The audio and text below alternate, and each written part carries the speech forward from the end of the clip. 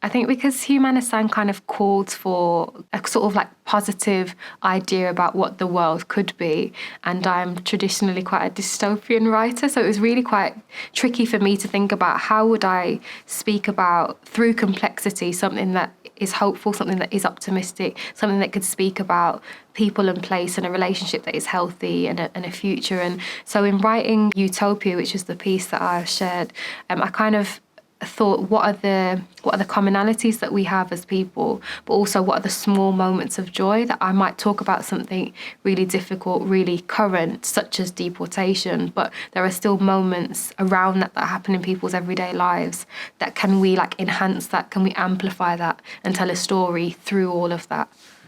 I think the root of Utopia is really talking about like how power and privilege works and how does that affect people in their everyday. And when I'm thinking about the type of work and the type of stories that I want to tell, the thing is always like, how close to home can you make it for people?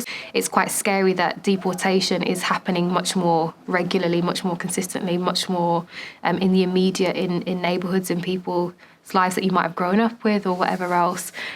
So I think in that, like as close to home as you can hone in on a person and experience, suddenly everything becomes appropriate or relevant. There's almost these universalities through that.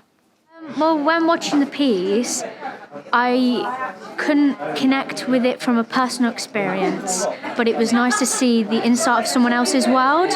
It was just really nice to see someone telling their story and me being able to empathise with them. I was really happy seeing the performance.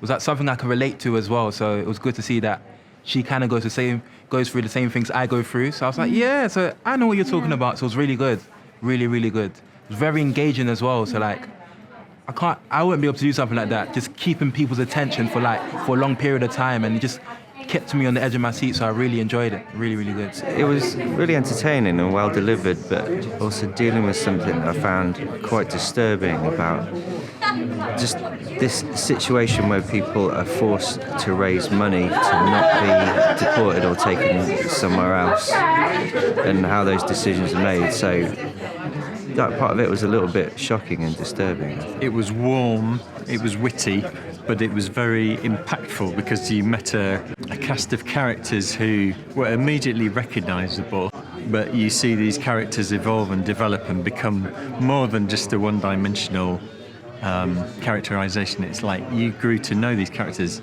but you came out sort of having learned something as well on the way. So yeah, it was amazing. I think that's, for me, the most exciting thing about Humanistan was that it's almost like the shows, the artwork, the things that are produced are just the starting point, and that the work and everything else, the questions, the conversations start after the show, that the project has been a catalyst for those dialogues, and they go wherever they need to go, but not being shy or scared or reluctant to actually go into the meat of the challenges and to really talk about how power and wealth and injustice really works, who is vulnerable within that, how much can we really articulate? Because if we can't talk frankly in theatres or non-theatres or whatever, where can we actually have those conversations? In having the conversations through artwork, it just allows for things to resonate in a slightly different way, and people start to think about their relationship to these things in a way that maybe they hadn't ordinarily, and then start to see themselves in the equation, which means they can then start to see how their solutions might appear in real life.